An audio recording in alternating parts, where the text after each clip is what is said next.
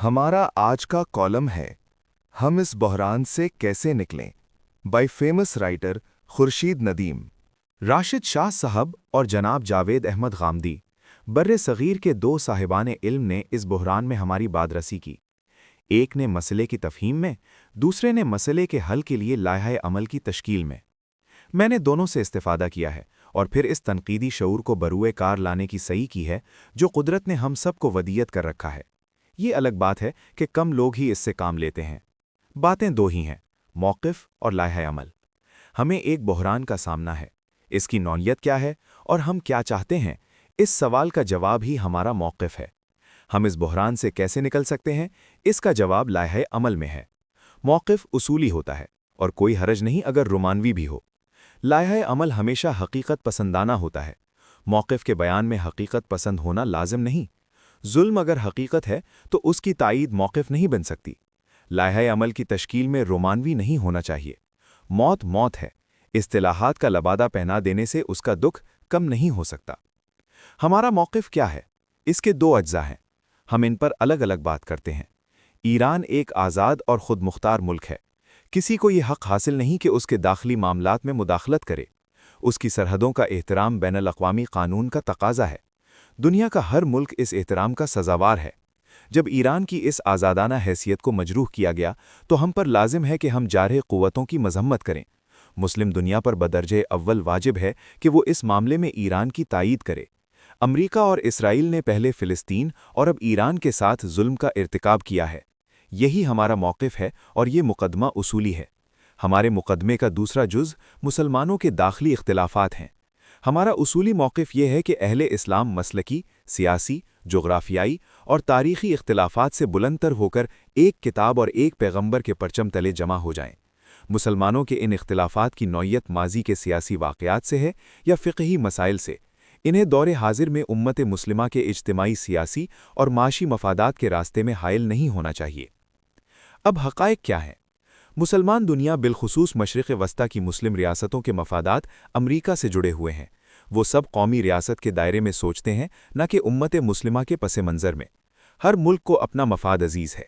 वो अमरीका से कोई झगड़ा मोल नहीं ले सकते। वहाँ अगरचे बादशाहते हैं मगर अवाम मुतमईन और खुशहाल हैं। जहाँ कुछ आज़ादी दी गई है वहाँ फितना और खिलफिशार ने जन्म लिया है। अरब बहार अब एक डरावना ख्वाब है।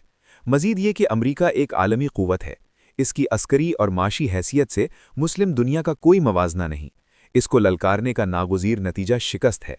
इराक़, अफ़ग़ानिस्तान, लीबिया समेत अनगिनत मिसालें हमारे सामने हैं। मुसलमानों के दाखिली इख्तिलाफ़ात के हवाले से भी हक़ाइक़ बहुत तल्ख़ हैं। एक इख्तिलाफ़ तारीख़ी है। ईरान शिया अक्सरियती मुल्क ही नहीं, शिया ताबीर दीन का मुअय्यद भी है।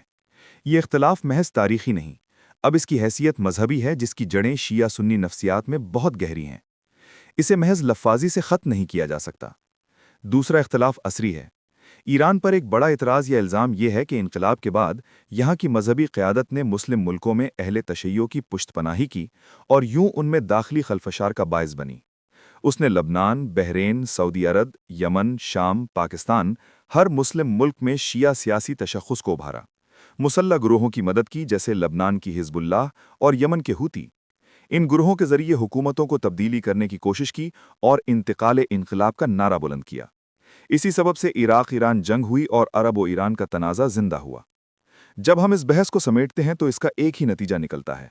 मौजूदा हक़ाइक़ की रोशनी में उसूली मौक़िफ़ अपनाना मुमकिन नहीं। ना तो हम अमरीका की मुखालफत कर सकते हैं और ना ही मुसलमानों के दरमियान इख्तिलाफ़ात कम हो सकते हैं। अमरीका की मुखालफत और मुसलमानों की सियासी वहदत दोनों का ताल्लुक़ मुस्लिम रियासतों के मफाद से है। जहाँ मफाद का तसादम हो जाए वहाँ ये उम्मीद नहीं रखनी चाहिए कि लोग अपने अपने मफादात को किसी इज्तिमाई मफाद के लिए खैर बात कहनेंगे। बेक जुनबिश कलम ये भी मुमकिन नहीं कि मुस्लिम दुनिया मुत्तहिद होकर अमरीका को ललकारने लगे और अगले दिन पाकिस्तान और अफ़ग़ानिस्तान, ईरान और सऊदी अरब भाई भाई बन जाएं। अगर ये तज्ज़िया दुरुस्त है तो फिर क्या किया जाए? क्या इन हक़ाइक़ का इदराक करते हुए हम उसूली मौक़िफ़ से दस्तबरदार हो जाएं? क्या जुल्म की तायीद में खड़े हो जाएं? क्या मज़लूम के मामले में गूंगे बन जाएं?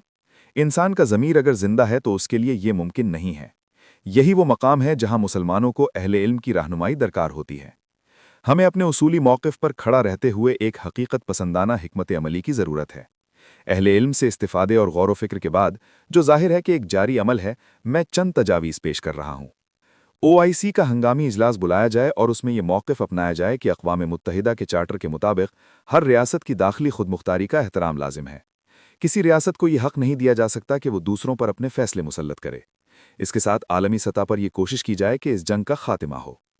ایران سے رابطہ کیا جائے اور اس بات کی کوشش کی جائے کہ معاملات اصلاح پسندوں کے ہاتھ میں چلے جائیں۔ ایران میں ایک نئے طرز حکومت کا خاکہ بنایا جائے جس میں سب طبقات کی نمائندگی ہو۔ مذہبی قیادت سے یہ درخواست کی جائے کہ وہ اس وقت خود کو ریاستی امور سے الگ کر کے عراق کے علماء کی طرح علم اور سماجی اصلاح کے لیے خاص ہو جائے۔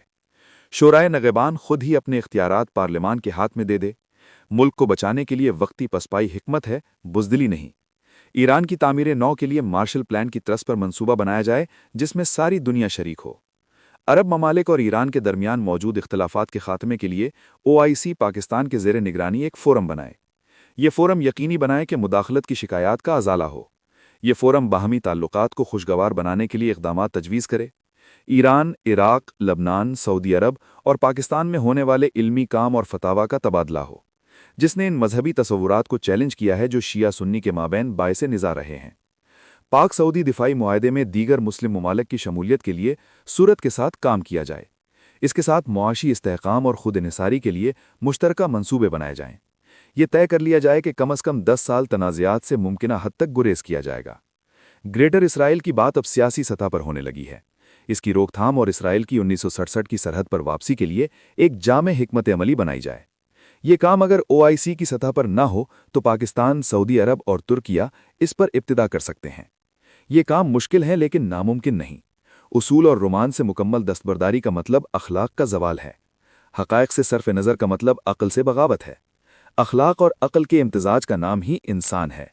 ہمیں انسان بن کر سوچنا ہوگا۔ Thank you for watching. If you like the video, do like, share, and subscribe.